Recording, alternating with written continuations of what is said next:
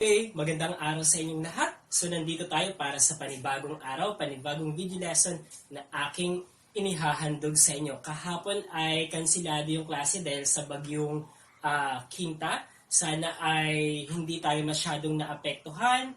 So sana ay nalinis na natin kung tayo man ay binaha, nalinis na natin, naayos na natin ang lahat sa ating tahanan. Yun ay pagsubok lang, challenges lang gaya ng mga problem sa math, pero makakaya natin iyon. Okay, so kung hindi nyo pa nasusubscribe ang aking channel, so kindly subscribe it. Siguraduhin na merong din na ang inyong YouTube sa akin. Okay, at the same time, kung ito ay nakikita nyo, nakapakipakinabang sa iba pang grade 9 learners natin, please i-share. Ito, ang pag-share ay ibig sabihin ay pagmamahal, pagkikare sa ibang tao. So, ito ay ginagawa ko dahil gusto ko na matutunan nyo ang math. Lalong-lalo na medyo isa ito sa kinahihirapan ng karamihang mga kabataan. Okay, so ngayon ay nasa ika-4 na linggo na tayo ng first quarter. Grade 9 ang ituturo ko ngayon. Ang tatalakayin natin ngayon ay sum and product of the roots of a quadratic equation. So nasa quadratic equation pa rin tayo.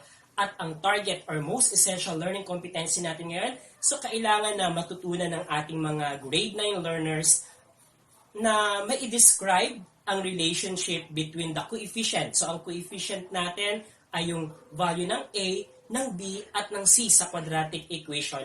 At yung roots naman ng ating quadratic equation. Pag sinabi natin roots of quadratic equation, ito yung solution. Ito yung sagot or magiging value ng x ng ating quadratic equation. So sana itong video lesson ay makatulong sa inyo. Ito tayo, unang activity para matutunan natin ang competency natin ngayong linggo ay ito. We will complete the table below. So dito sa part na to, kokopyahin nyo muna itong activity sheet na to and then after ay panuorin ang mga susunod na video lesson na aking ginawa. So ito ay sasagutan natin or ipapakita ko kung paano natin nakuha ang value ng ABC, at the same time yung sum of roots at product of roots, at the same time i-reveal natin kung ano ang tutulong sa inyo para mas mapadali ang pagkuha ng mga bagay na ito.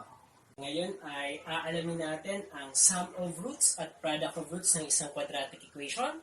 So let's say ng ating roots ay ito. So ang first root natin ay negative b plus square root of b square minus 4ac all over 2a. At ang isang root natin or second root natin ng quadratic equation ay negative b minus the square root of b square minus 4ac all over 2a. So, alam ko na nag-worry kayo or nagtataka kayo kung saan galing etong roots na to. Pero alam ko na may pumapasok sa isipan nyo. So, ito ay galing sa quadratic formula natin. So, take note na ang quadratic formula natin ay negative b plus or minus the square root of b square minus 4ac all over 2a. So, mapapansin natin na may dalawang signs ang ating quadratic formula. Ang isa ay plus, ang isa ay negative dito sa part na to. So, ibig sabihin kapag pinaghiwalay natin yung dalawang yun, ay magkakaroon tayo ng first root at second root. Since ang quadratic equation natin ay merong dalawang roots or dalawang solutions. Okay, so ngayon ay paano natin kukunin ang sum of roots at paano natin kukunin ang product of roots. So after nating ma-reveal itong bagay na to, maaari na natin gamitin itong concept na to para mabilis nating makuha ang sum of roots and product of roots ng isang quadratic equation. So tara, tignan natin kung paano natin kukunin. So, sum of roots, ang operation ay addition. So, we will add. So, negative b plus the square root of b square minus 4ac all over 2a. Okay, plus we have negative b minus the square root of b square minus 4ac all over 2a. So, yan na. So, sum tayo, kaya plus ang nandito. Okay, mapapansin natin na ang denominator ay parehong 2a. So, ibig sabihin, similar fraction ang dinideal natin ngayon. So since similar fraction to, pwede nating pagsamahin ang dalawa. So we will just write sa denominator ang 2a natin, and then i-add lang natin yung ating numerator. So let us add. We have negative b plus the square root of b squared minus 4ac, then positive times negative b, that is negative b. Positive times negative, we have negative. So square root of b squared minus 4ac. So meron na tayo. Okay, next. Let us combine like terms dun sa numerator natin. So, negative b and negative b. So, negative b plus negative b, that is equal to negative 2b. Okay, next. Positive square root of b squared minus 4a, and then negative square root of b squared minus 4a. This is equal to 0. Bakit naging 0? Parehong-pareho to, magkaiba lang ang sign nila. So, ibig sabihin, pag inad natin to, this is equal to 0. Okay. Then, all over 2a, which is our denominator. And then, simplify natin. So, 2 divided by 2 is equal to 1. So, makakancel out na yon. And then, ang natira ay negative b over a. So, this is our sum of roots, given that the first root and second root ay negative b plus the square root of b squared minus 4ac all over 2a, and then the other one is negative b minus the square root of b squared minus 4ac all over 2a. Okay, what about naman ang product of roots natin? Okay, pag sinabi nating product, multiplication tayo. Okay, so, ang una natin ay negative b plus the square root of b squared minus 4ac all over 2a. Ang second root naman natin ay negative b minus the square root of b squared minus 4ac all over 2a. Okay? So, what next? So, imumultiply na natin. Numerator times numerator, denominator times denominator. Okay, so, solve ko dito or kunin natin ang product ng numerator and numerator natin dito. So, we have negative b, and then, we have square root of b squared minus 4ac. Okay. And then the other one is negative b. And then, we have negative square root of b squared minus 4ac. Okay, then, multiply natin to find the product. So, negative b times negative b. So, negative times negative, that is positive. Then, b times b is b squared. So, the product of the two here, we have b squared. Okay, eto naman. So, negative b times square root of b squared minus 4ac. We have negative b square root of b squared minus 4ac. Okay? Product naman ng negative b saka itong negative square root of b squared minus 4ac. So, negative times negative, we have positive. So, b square root of b squared minus 4ac. Okay, sana yung nasusundan pa. And then, product nito. So, positive times negative, we have negative. And then, product ng square root of b squared minus 4ac. Then, square root of b squared minus 4ac is equal to b squared minus 4ac. So, yan ang product niya. So, since positive times negative is equal to negative, so we have negative here, and then yung nasa loob, yung radicand natin, pag sinimplify natin, is equal to b squared minus 4ac. So, ganito yung nangyari kanina. So, negative times positive, we have negative. And then we have square root of b squared minus 4. square root of b square minus 4ac times b square minus 4ac is equal to, okay, naging ganito siya. So, b square minus 4ac square. Kasi eto sa eto parehong-pareho. Nakikita? So, parehong-pareho siya. So, we could have square here. Okay, after that, the square root of this quantity, square of b square minus 4ac, is equal to b square minus 4ac. Matatanggal lang yung squared at ang ating square root. So we have this one as the product. So we now have this one, b square minus 4ac. And then eto, kanina kasi, yung positive times negative natin, we have negative. And then we need to enclose that one to parentheses para hindi tayo ma-confuse. Okay, now, let us now place it here. So, eto ang kailangan natin. So, we have b square.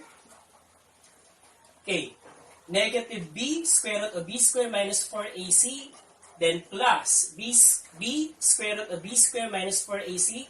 They are like terms, pero kung mapapansin natin, negative to, positive to, pag inad sila, maka-cancel out yon. That is equal to 0. And then, ang natira ay eto. So, we have negative, okay, minus b square minus 4ac all over 2 times 2, 4, a times a square. And then, let us simplify further. So, we have b square negative, let us distribute this one sa ating binomial. Negative times positive b square, it will become negative b square. Then negative times negative 4ac, we have positive 4ac all over 4a square. Okay, next. B square minus b square is equal to 0. Okay, so eto, that is equal to 0. And then, ang matitira ay ang ating 4ac all over 4a square. So, 4 divided by 4 is equal to 1. So, na-cancel na yung 4 natin. And then, eto naman, a divided by a. Eto, may dalawa tayong a. So, let us rewrite this one as a times a. Yung a square natin ay a times a. So, na-cancel yung isang a. So, a divided by a is equal to 1. So, ang natira dito ay c over a. So, ang c over a natin, that is our product of roots.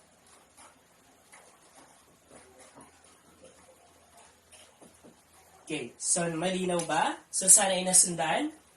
So, ngayon ay na-reveal na natin ang parang formula na gagamitin natin para malaman ang sum of roots at product of roots ng isang quadratic equation. So, for sum of roots, we have negative b over a, at kay product of roots naman ay c over a. So, alam niyo na ba ang b, a, c, a? Kung hindi pa, ay nandun lang yan sa numerical coefficient ng ating quadratic equation.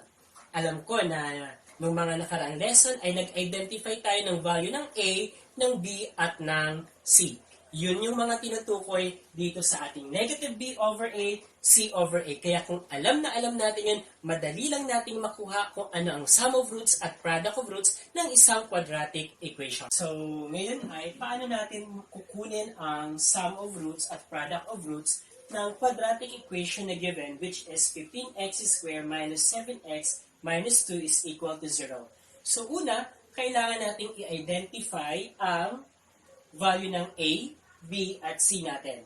So, ang a natin ay 15, ang b natin ay negative 7, at ang c natin ay negative 2. So, dapat yun sa basic concept na yan ay alam na alam natin. Pag yan ay may pagkakamali tayo, masasayang ang ating paghihirap. Kaya kailangan master ang pag-identify ng value ng a, b, and c.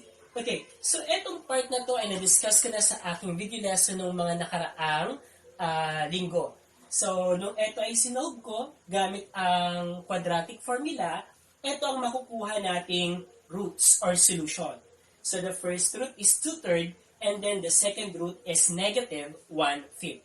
So, ngayon, paano natin kukunin ang sum of roots at paano natin kukunin ang product of roots. So kanina ay na-reveal na natin ang formula to find the sum of roots, which is negative b over a, and then ang product of roots naman, which is c over a, nung kinuha natin yung sum at product ng roots ng isang quadratic formula. Di ba hiniwalay natin yung dalawang solution for a quadratic formula. So sana yung natatandaan.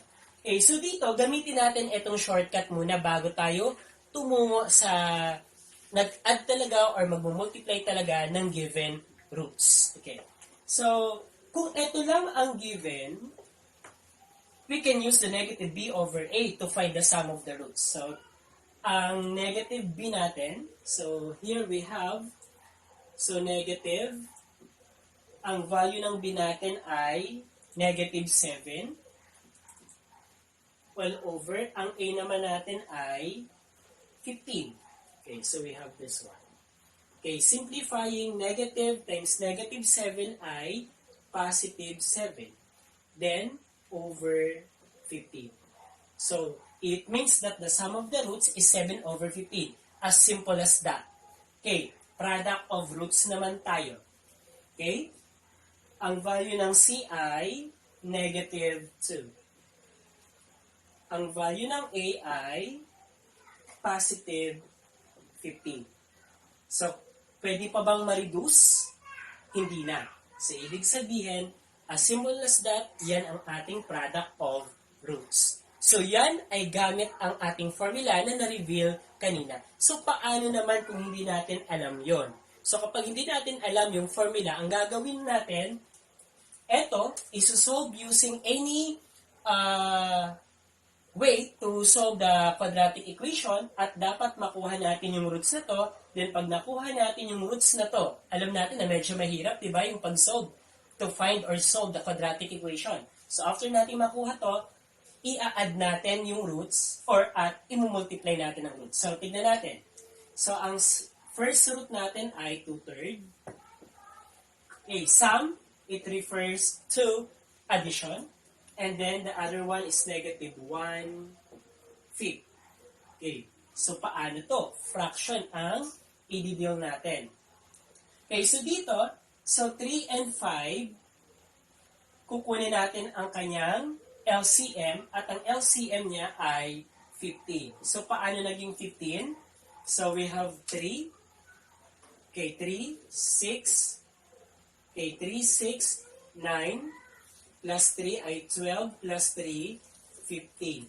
Okay, dito naman, 5 plus 5, 10 plus 5, 15. So, ito ang pinaka-unang common na makikita natin sa multiple niya. Kaya ang LCM niya ay 15. So, we can do that listing method. Okay, next ay, so i-rename na natin to na dapat 15 ang maging denominator. So, paano makukuha yan? So, 15 divided by 3, we have 5. 5 times 2, 10. So, here we have 10. Okay, 10 over 15. Okay, eto naman, so 15 divided by 5, we have 3. 3 times negative 1, negative 3. Okay. Okay, after that, so 10 plus negative 3, unlike sign, in addition of integers, subtract, we have 7. And then the number with higher absolute value is 10. Positive siya, kaya dapat ito ay positive. Then, copy the denominator, which is 7 over 15. And look, it matches our sum of roots na ginamitan natin ng formula na negative b over a. So, kung kayo ang papipiliin, anong way ang gagamitin nyo? Magsusolve ng quadratic equation, makukuha to, i-add yung nakuhang roots, at meron na tayong sum of roots. Or, gagamitin lang ang formula na negative b over a para malaman ang sum of roots ng isang quadratic equation. So, it's up to you guys. Okay, next. Product of roots naman tayo. So, na-reveal na natin kanina using the formula c over a that our product of roots is negative 2 over 15. So, gagamitin naman natin ngayon ng multiplication ang ating product of roots. So, the first root is 2/3. And then the second root is negative 1/5. Okay, numerator times numerator, denominator times denominator. So 2 times 1, we have 2. And then 3 times 5, we have 15. Positive times negative, negative. So the answer is negative 2/15. Is this the same with this? Okay, yes. So that negative 2/15 is equal to negative 2/15. So yung negative natin ay pwede nating ilagay yan kay numerator, pwedeng sa gitna, pwede rin namang sa denominator. Okay, next naman, ang quadratic equation na given natin ay 4x squared plus 12x plus 9 is equal to 0. And then, kukunin natin ang sum of roots at product of roots pa rin. Okay? Gamitin natin yung formula muna. So, let us identify the value of A. Ang A natin ay 4. Ang B natin ay 12. Ang C natin ay 9. Okay. Okay, next. So, using this one, okay, negative, ang B natin ay 12, at ang A naman natin ay 4. So, we have negative, okay, 12 and then 4, divisible by 4. So, 12 divided by 4 is equal to 3, and then we have negative, so it means that the sum of the roots is negative 3. Okay, what about the product of roots? So, replace or substitute, ang C natin ay 9, ang A natin ay 4. Okay, can we still reduce? Hindi na. So, ibig sabihin, yan na ang ating product of roots. Okay, so kapag ito ay sinob natin, ito ang kalalabasang roots natin. So, let us check if it is really negative 3, the sum of the roots, and 9/4 as the product of the roots. Okay, tingnan natin. So, negative 3 halves plus negative 3 halves. Okay, so since nasa negative siya, kaya i-enclose natin siya sa parentheses. Okay? Similar fraction, so copy our denominator, which is 2, and then negative 3 plus negative 3. So, negative 3 plus negative 3, like sign. So, we will just add the absolute value. So, we have 6. And then, copy the sign, negative 6. Divide by 2. And then, negative 6 divided by 2 is negative 3. Okay, nag-match. Okay, next, product of roots tayo. So, negative 3 halves times negative 3 halves. Okay, negative 3 times negative 3 is positive 9. And then 2 times 2, we have 4. So 9/4, nag-match din. Okay, so you now decide kung alin ang gagamitin nyo sa pag-determine ng sum and product of the roots. Okay, so sa last row tayo ng ating activity. So the quadratic equation given is 3x squared plus 6x minus 1 is equal to 0. So, hahanapin natin ang sum of roots at product of roots. Okay? Identify A, B, C. Our A is 3. Our B is 6. Our C is negative 1. So, eto, hanapin na natin ang sum of roots natin. So, negative B over A. Our B is 6. So, negative 6 all over. Ang A natin ay 3. And then, simplifying, negative 6 divided by 3, we have negative, okay, so we have negative 2. Okay, next, product of roots naman tayo. So, ang C natin ay negative 1, at ang A naman natin ay 3. Can we still simplify? Hindi na. So, ito na ang product of roots natin. So, as simple as that, nalaman natin ang sum at product of roots ng ating given quadratic equation.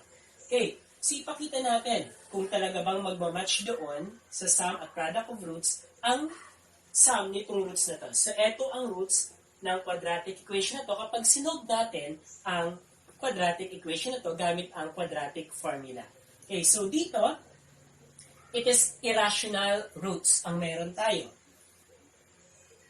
Add natin, so negative 3 plus 2 square root of 3 all over 3 plus negative 3 minus naman 2 square root of 3 all over 3. So since similar fraction siya, parehong denominator niya, pwede nating pagsamahin. Okay. Then copy negative 3 plus 2 square root of 3 and then minus 3 minus 2 square root of 3. Okay, negative 3 minus 3, that is negative 6. Or negative 3 plus negative 3, that is negative 6.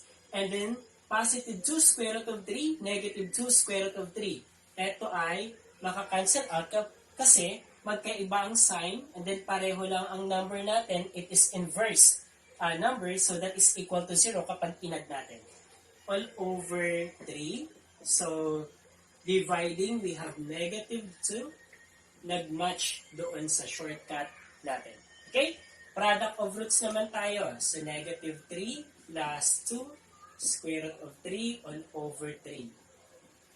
Okay? And then, negative 3 minus 2 square root of 3 all over 3. Okay, so dito, gamitin natin ang box method. So, negative 3 and then 2 square root of 3. So, ito yan. Ito naman, ito. Okay, next, negative 3, negative 2 square root of 3. So, eto naman, ito. Eto naman, ito. Okay, negative 3 times negative 3, so that is positive 9. Then, negative 3 times 2 square root of 3, that is negative 6 square root of 3. And the negative 3 times negative 2 square root of 3, that is positive 6 square root of 3. And then, 2 square root of 3 times negative 2 square root of 3, that is negative 4 square root of 9. And then, ang square root of 9 natin, that is equal to 3. So, we have negative 4 times 3. Okay, that is equal to negative 12. Okay? Then dito, pansinin niyo to, negative 6 square root of 3 plus 6 square root of 3, makakancel out kasi equal kay 0 yon. So, ang natira natin ay 9 minus 12. Then 3 times 3, that is 9. 9 minus 12, that is negative 3. And then 9. 3 and 9 are divisible by 3. So we can reduce this one. So this is negative 1. This one is 3. So we have negative 1/3 and it matches our answer a while ago. So we have negative 1. Susunod nating activity, eto, isulat nyo na sa inyong sagutang papel at tignan natin. So ang instruction ay determine the quadratic equation given its roots. So ibig sabihin, ibinibigay yung dalawang roots ng quadratic equation, aalamin natin ngayon yung quadratic equation mismo nito. So, panuuring mabuti ang ating mga video lessons sapagkat eto ay sinagutan ko na, isusulat nyo na lang sa sagutang papel or sa activity paper na to ang magiging sagot.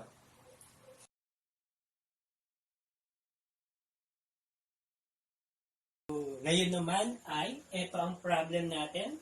So, determine the quadratic equations given its root. So, minsan, ang given ay yung roots ng quadratic equation at pinapaalam kung ano ang quadratic equation ng roots na yon. Okay, so para makuha natin yun, ito ang isa sa easiest way to find the quadratic equation given its roots. Okay, example. So, meron tayo dito. Ang given roots ay 5 and 5. So, equal and real number. Okay, so dito, ito lang ang kailangan nating concept para makuha natin ang quadratic equation. So, pattern to use, we have x squared minus sum of roots. So, ilalagay natin dito. Okay, sum of roots, add natin. So, ang sum ay 10. Okay, ang product ay 25. Okay, so sum of roots, we have 10. We have x. And then, product of roots is 25 is equal to 0. Okay. So, eto na ang quadratic equation na nakatago na ang roots ay 5 at 5. Okay? Our simplified quadratic equation ay x squared minus 10x plus 25 is equal to 0. Okay, gusto nyo ba ng mas mahabang proseso sa pagkuha nito? Okay, ipapakita ko sa inyo. So, hindi gamit yan. So, still, may iba pa tayong choices na pwedeng gamitin para makuha natin ang quadratic equation. So, eto iyon. Okay. Okay. So, ang pwede natin gawin ay, so, x is equal to 5, and then x is equal to 5. So, x is equal to 5, x is equal to 5. Since we have two values of x. So, here, gagawin natin siyang factors. So, x minus 5 is equal to 0. X minus 5 is equal to 0. And then, pagsasamahin na natin, x minus 5 times x minus 5 is equal to 0. And then, using the FOIL method, or pwede tayo mag-box method. So, eto gamitin natin. So, x, negative 5, x, negative 5. X times x, x squared. X times negative 5, negative 5x. X times negative 5, negative 5x. Negative 5 times negative 5, positive 25. Okay, so what is the product? We have x squared, and the negative 5x plus negative 5x, that is okay, negative 10x. Then, plus 25 is equal to 0. Okay. Is this the same to this? Yes. So, nasa sa inyo kung aling method ang gagamitin nyo. So, gamit ito, the reverse of factoring, or gagamitin nyo yung formula natin to find the quadratic equation given its roots. Okay, next example. Next example naman tayo. Ang given ay negative 2 and negative 2. Kukunin pa rin natin ang quadratic equation na nasa ilalim ng dalawang roots na to. Okay? Kunin natin ang sum. So, negative 2 plus negative 2, that is negative 4. Then, ang product naman, so negative 2 times negative 2, so, negative 2 times negative 2, that is equal to positive 4. Okay, so then, isa-substitute lang natin sa pattern natin. So, we will have x squared minus ang sum of roots natin ay negative 4. Since negative 4 siya, place that one inside the parenthesis. Then, x plus product of roots ay 4 is equal to 0. And then simplify natin kasi meron tayong negative times negative 4. X squared plus 4x plus 4 is equal to 0. So the simplified quadratic equation ay x squared plus 4x plus 4 is equal to 0. Ang given roots ay 8 and 5. Kunin ang sum. So 8 plus 5, that is equal to 13. Product, 8 times 5, we have, so 8 times 5, that is equal to 40. Tama ba? Okay. So here, then, replace that one here, or use the pattern. X squared minus sum of roots ay 13. We have x plus product of roots, we have 40, is equal to 0. And then, may simplify pa ba tayo? Wala na. So, x squared minus 13x plus 40 is equal to 0 is the answer. Okay? Next naman tayo, the given are negative 8 and negative 3 as the roots of the quadratic equation. Okay, get the sum. So, negative 8 plus negative 3. So, the answer is negative. Okay, we have negative 11. And then, get the product. So, negative 8 times negative 3, that is positive 24. negative times negative is equal to a positive number. Then, substitute sa ating pattern, x squared minus, we have negative 11, x plus the product of roots, we have 24 is equal to 0. And then simplify, x squared, negative times negative, positive 11x plus 24 is equal to 0. So our simplified quadratic equation is x squared plus 11x plus 24 is equal to 0. So that is the answer. Next problem, the given roots are negative 5 and 2. So kukunin natin ang sum, negative 5 plus 2, and like sign, subtract, we have 3. Then the number with higher absolute value is negative 5, so therefore the sum is negative 3. Okay, product, negative 5 times 2. So we have negative times positive is negative, 5 times 2 is 10. Then, use the pattern, substitute. So we have x squared minus negative 3 is the sum of the roots. X plus the product of the roots is negative 10 is equal to 0. Then simplify, x squared, negative times negative is positive 3x. Then positive times negative is negative 10 is equal to 0. So our simplified quadratic equation is x squared plus 3x minus 10 is equal to 0. Next naman, ang given roots natin ay negative 3 and 4. Get the sum. So negative 3 plus 4, and like sign, subtract. So we have 1. And then the number with higher absolute value is positive 4, kaya ito ay positive 1. Okay, product naman, negative 3 times 4 is equal to, so negative times positive is negative, then 3 times 4 is 12. Okay, then substitute, x squared minus, we have 1x plus the product is negative 12 is equal to 0. Then simplify natin, x squared, negative 1x, that can be negative x na lang. And then plus or positive times negative, that is negative 12 is equal to 0. So the simplified quadratic equation is x squared minus x minus 12 is equal to 0. Problem natin ay ito naman ang given roots. So the first root is negative 1 plus square root of 5, at ang pangalawang roots ay negative 1 minus square root of 5. So kunin natin ang sum, negative 1 plus square root of 5, okay, plus negative 1 minus square root of 5. So tanggalin ko muna si product. Okay? Then simplify natin, negative 1 plus square root of 5. Positive times negative is negative 1. Positive times negative is negative. Then we have square root of 5. So nawala na yung grouping symbol natin.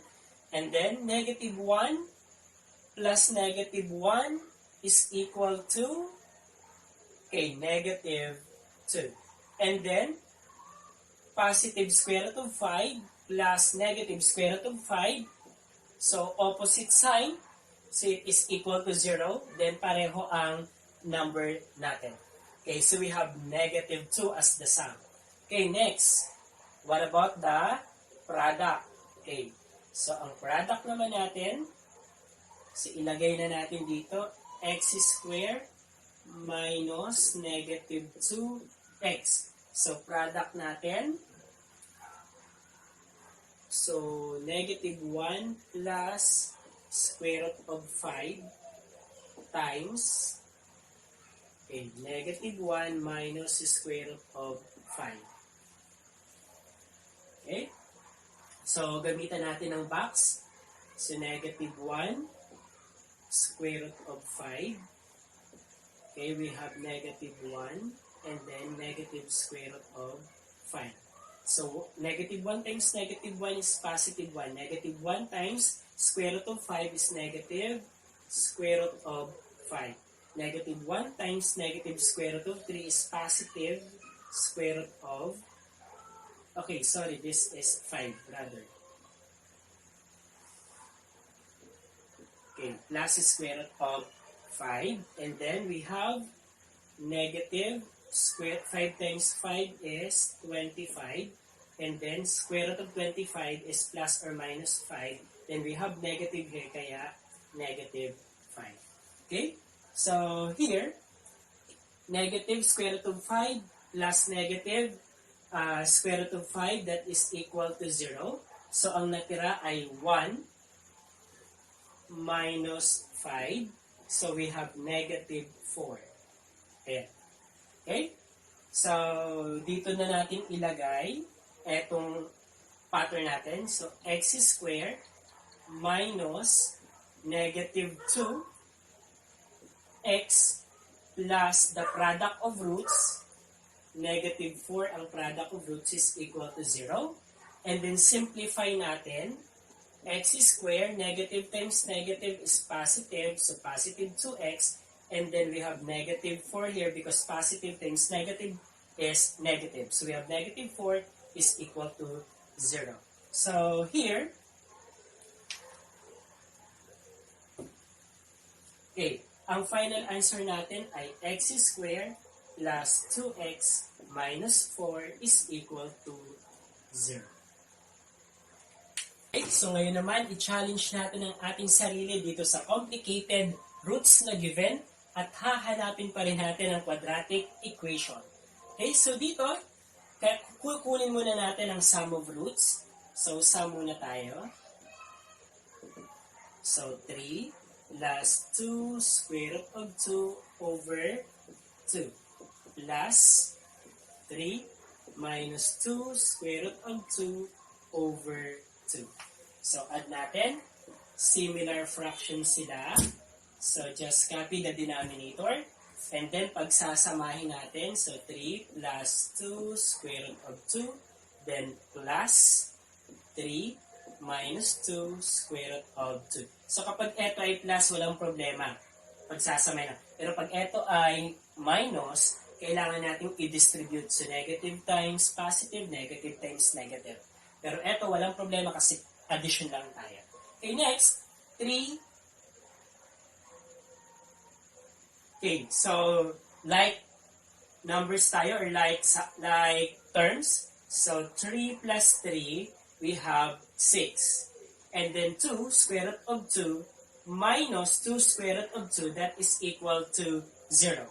So, 6 divided by 2 is equal to 3. So, our sum is 3. Okay. So, next, kunin naman natin ang product.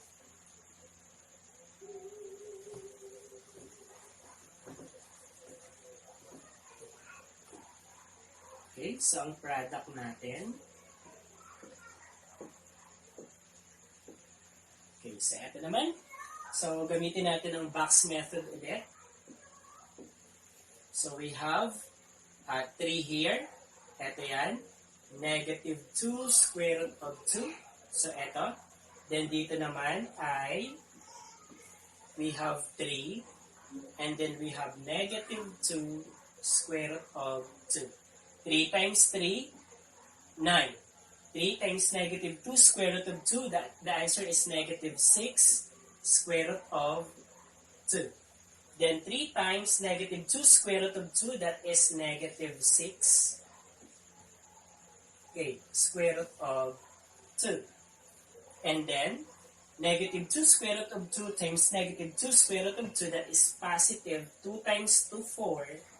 And then, 2 square root of 2 times square root of 2, that is the square root of 4. Simplifying this, we will have 4 times, ang square root ng 4 ay 2. So, we will have here 8. Okay. So, next,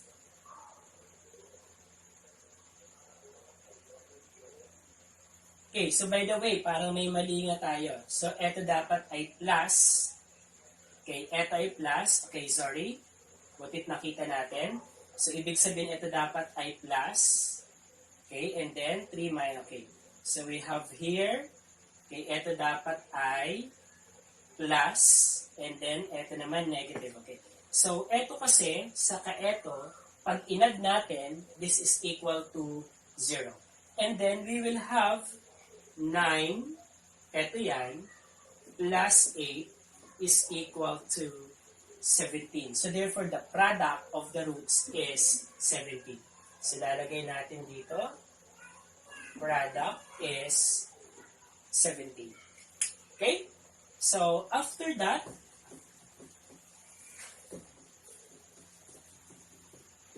so, lagay na natin dito sa formula natin, x squared, okay, minus sum of the roots, 3x, product of the roots, we have 17, is equal to 0. Then simplifying, x squared negative times 3 is negative 3x, then positive 17 is equal to 0. So this is now the quadratic equation behind the given roots.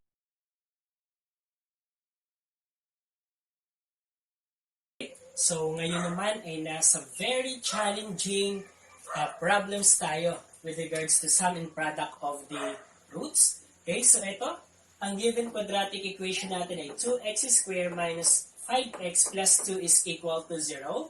Ang first problem or first na challenging question natin ay, we will determine the quadratic equation whose roots are equal to the twice the roots of the given equation. So, dito ay twice the roots of the given equation. So, hahanapin natin yung quadratic equation na meron twice the roots of the quadratic equation of the given quadratic equation. So, una, kailangan nating isolve ito. Kailangan nating malaman kung ano ba ang roots ng ating given quadratic equation. So, gamitin natin ang quadratic formula, discriminant and then quadratic formula tayo para matandaan natin, ma-review natin yung mga previous concept na itinuro sa inyo nung nakaraang linggo. Okay? So, our A is equal to 2. Our B is equal to negative 5. Our C is equal to 2. Okay? And then, our discriminant is B squared minus 4AC. Okay, we have B, negative 5, ito yan, minus 4, ang A ay 2, ang C ay 2. Okay, so here, negative 5 squared, so negative 5 times negative 5 is positive 25, and then minus, so we have, so 4 times 2, 8 times 2, 16. Okay. Next, 25 minus 16, we have 9. Okay, tama ba? 25 and then 16. So 15 minus 6, we have 9. Okay, so we have 9 as our discriminant. Okay, after malaman natin yung discriminant, okay, so after makuha natin yung discriminant, quadratic formula tayo. So, ang quadratic formula natin ay negative b plus or minus the discriminant over 2a. So, x is equal to negative. Ang b natin ay negative 5. Okay, plus or minus. Our discriminant ay 9. So, we have square root of 9 all over 2. Ang a natin naman ay 2. Okay? Then, okay, continue solving. Negative times negative 5, we have positive 5, plus or minus, square root of 9 ay 3, all over 2 times 2, 4. And then, dito magkakaroon tayo ng dalawang solution. Una ay 5 plus 3 over 4. So, we have 5 plus 3, of 5 plus 3, we have 8. Over 4 is equal to 2. So, ang first root natin ay 2. Okay, ang second root naman natin ay 5 minus 3. So, gamit na natin yung plus, yung minus naman. Over 4. So, 5 minus 3 ay 2 over 4 is equal to divisible by 2, so reduce, that is equal to 1 half. Okay. So, those are the two roots. So, lagay natin dito, x sub 1 is equal to 2, x sub 2 is equal to 1 half. Okay? Sana ay nasundan. Okay? Kailangan ko nang burahin ito kasi kailangan pa nating mag-solve.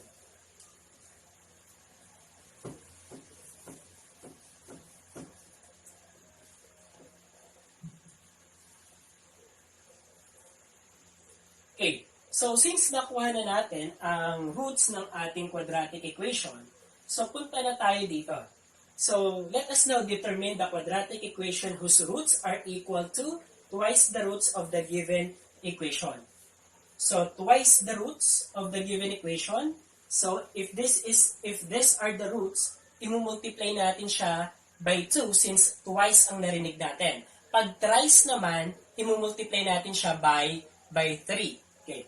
So since twice, so we will have 2 times the first root, we have 2. We have here 4. And then the second root is 2 times 1 half. So that is equal to, so 2 times 1 ay 2. Then eto may 1 yan, 1 times 2 ay 2. This is equal to 1. So in our new quadratic equation, so dapat ang roots natin ay 4 saka 2. Okay, so since yan yung panibagong roots or yan yung roots ng dapat nating makuha ang quadratic equation, yan ay gagamitin natin at ilalagay dito. So sum, 4 plus 1, 5. Product, 4 times 1 ay 4. Then, substitute na natin dito, x squared minus sum of roots 5, x, then product of roots 4 is equal to 0. So the final answer, so x squared, negative times 5 is negative 5, then affix the x plus 4 is equal to 0. So ibig sabihin, this quadratic equation x squared minus 5x plus 4 is equal to 0, ito yung hinihingi or hinahanap nating quadratic equation na kung saan ang roots nito ay twice the roots of the given quadratic equation. So sana ay nasusundan. Okay, next example tayo. Okay, so second problem naman tayo. Okay, same given, 2x squared minus 5x plus 2 is equal to 0. So eto kinumpute na natin kanina. So ang roots niya ay 2 saka 1 half. And then, ang second problem natin, na bago lang. Kanina ay twice, ngayon naman ay naging thrice. Okay, so dito, so ang roots natin ay, so since thrice ngayon, kung ang roots nung given quadratic equation natin ay 2 saka 1 half, since thrice ang sinabi, we will multiply it by 3. So both roots will be multiplied by 3. So 2 times 3, 6. Then 1 half times 3, that is 3 halves. Paano naging 3 halves? 1 half times 3 over 1. 1 times 3, 3. 2 times 1 is 2. So we now have this. So ito dapat ang roots ng ating panibagong quadratic equation. Okay, after that, since hinihingi or inaalam natin ang quadratic equation behind this condition, so kukunin natin ang sum. So, ang sum ay 6 plus 3 halves. Ito ay may 1. Okay? So, kailangan maging similar fraction siya. Anong number ang imumultiply natin kay 1 para maging 2? So, that is 2. So, times 2 kay 6 times 2 kay 1. So, 6 times 2, 12. And then 1 times 2, 2. So, yung 6 over 1 at 12 over 2 ay equivalent fraction siya. Pareho lang yan. Pareho lang ang value niya. Okay, plus 3 over 2. And then, 12 plus 3, we have 15 over 2. So, we have now this. Okay, so that is the sum. Okay, next. What is the product naman? Okay, ang product, 6, okay, times 3 halves. Okay, so eto naman tayo. So, 6 Okay, 6 divided by 2. So, naggumamit na tayo ng shortcut. So, 6 divided by 2, we have 3. So, 3 times 3, 9. So, ang product natin ay 9. Okay, paano pag hindi gumamit ng shortcut? 6 times 3, we have 18. And then 1 times 2 is 2. 18 divided by 2 is equal to 9. Okay, after that, ilalagay na natin kay pattern natin. So, x squared minus the sum of the roots, 15 over 2, x, and then the product of the roots, which is 9, is equal to 0. So, eto ay pwede na. Okay, so eto ay pwede na, and then meron pa tayong isang pwedeng maging sagot. Since may denominator siyang 2, pwede nating i-multiply by 2 ang bawat terms para mawala ang denominator na 2. So, eto ay pwede na, check na ito, tama na to. Pero pag gusto nating mawala yung denominator na 2, i-multiply natin siya doon sa denominator na yon, since isa lang naman ang denominator. Okay? So, 2 times x squared, we have 2x squared. And then, negative 15 over 2x, mawawala yung 2, we have negative 15x. Then, plus 2 times 9, we have 18 is equal to 0. So, eto ay pareho lang. Same lang ang value ng quadratic equation na yan. Siguro ay medyo nalito kayo. I-rediscuss ko etong bagay na to. Kailangan ko lang magbura. So, eto buburahin na natin.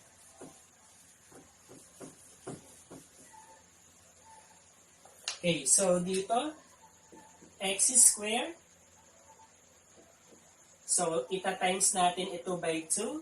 So, minus 15 over 2. X. Ita-times din ito by 2. And then, we have 9. Then, times rin kay 2. So, ginagawa yan para mawala itong 2 sa denominator. So, 2 times x squared is 2x squared. Ito naman, 2 divided by 2 is 1. Matitira yung nasa numerator, so negative 15x. And then, 9 times 2, 18 is equal to 0. So, eto na siya. Okay, so, sana ay nasundan ang challenging problem natin. So, nasa third problem na tayo. So, ang third problem natin ay same given pa rin, pero ang condition naman ngayon ay we will determine the quadratic equation whose roots are 1 more than the roots of the given equation. Okay, so 1 more than, ibig sabihin, mag-a-add tayo ng 1 sa roots ng ating given quadratic equation. At kukunin natin ang quadratic equation ng panibagong given roots or discovered roots natin. Okay, so dito, so 1 more than. So lagay natin dito, 1 more than. So, eto, 1 more than, 2 more than, 3 more than. So, mababago lang yung mga number. Then, less than naman, pag less than, it is minus. Okay, so 1 more than. So, if the roots are 2 and then 1 half. Okay, plus 1 tayo kasi 1 more than. Pero pag 2 more than, this one will become 2. 3 more than, 3.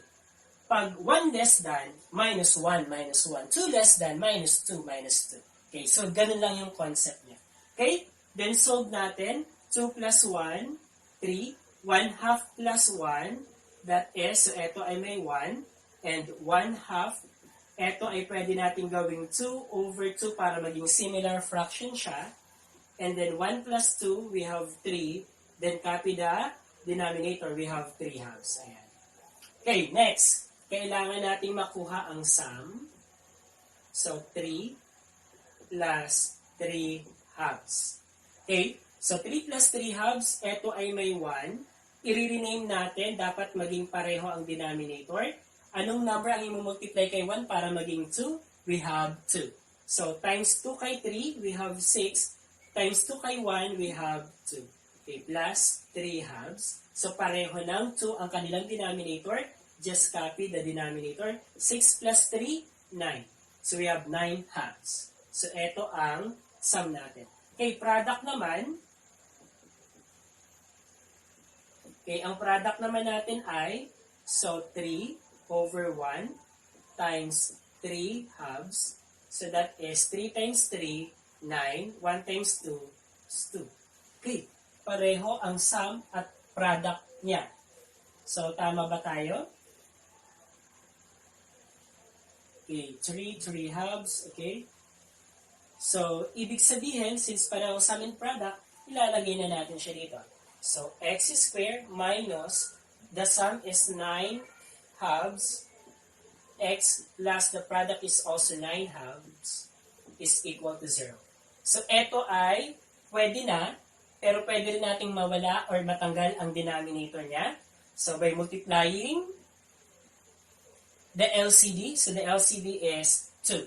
So, 2 times x squared minus 2 times 9 over 2 x plus 2 times 9 over 2 is equal to 0. Then we will have here, so the final answer na natin, 2x squared, ito yan.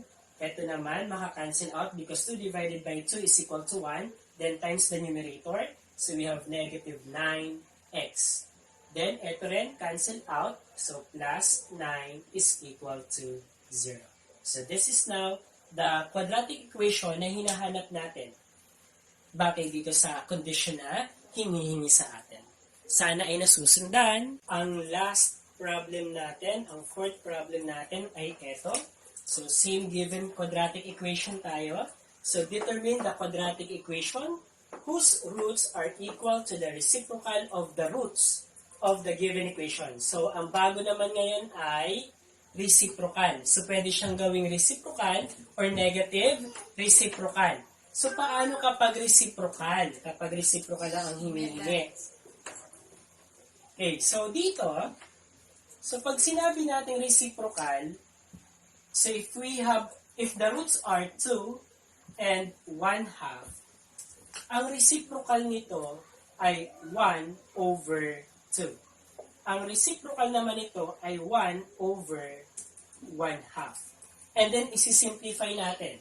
So, etong 1 over 1 half, that is 1, pwede siyang gawing 1, times 2 over 1. Kukunin natin yung reciprocal din ng 1 half natin, then i-multiply kay numerator. So, this one will be equal to 2 over 1 or just 2. So, ibig sabihin, dito, ang reciprocal ay 2. Dito naman, ang reciprocal ay 1 half. So, eto na ang roots ng ating panibagong quadratic equation. At para makuha natin ang quadratic equation na yon, kailangan natin kunin ang sum at ang product ng roots natin. Okay, sum muna tayo.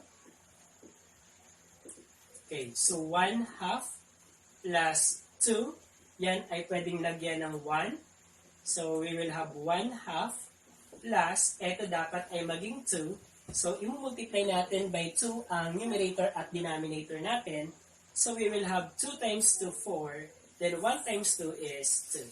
Then, like fraction na siya, similar fraction na, so just copy the denominator. And then, 1 plus 4, we have 5. Okay, so 5 halves is the sum of the roots. So, lagay na natin dito, 5 halves. So, x squared minus 5 halves x plus. Okay? Ngayon naman, ang kukunin natin ay yung product. Okay. So, product naman tayo. Okay. 1 half times 2 over 1. 1 times 2 is 2. 2 times 1 is 2. Simplifying, that is equal to 1. So, the product of the roots natin ay 1 is equal to 0. And then, papapansin natin na may denominator tayo. So, ito ay pwede na maging sagot, pero pwede rin nating isimplify. So, pag sinimplify natin, so multiply by 2. So, 2 times the first term, x squared. Okay, then, minus 2 times 5 halves x, then plus 2 times 1 is equal to 0. So, nag-multiply lang tayo ng 2 sa bawat terms. Okay, next, simplify, we will have 2x squared. Then, makakancel yung 2 na nasa denominator. Saka, etong 2 na minultiply natin. So, we will have negative 5x. And then, we will have, so 2 times 1 is 2. So, plus 2 is equal to 0. So, eto ang ating final answer. So, 2x squared minus 5x plus 2 is equal to 0. So, dito, ganyan kapag reciprocal. Pag kinuha naman ang negative reciprocal, ibig sabihin, magiging negative lang itong mga reciprocal na to. So, negative 1/2, negative 2. Kapag negative reciprocal ang hiningi. So, sa problem natin, reciprocal lang ang nabanggit. Kaya, walang negative tayong na-encounter doon. Okay? So, sana'y nauunawaan at sana'y ma-challenge kayo na sagutan yung mga challenging question sa inyong module. Maraming salamat sa pagtutok.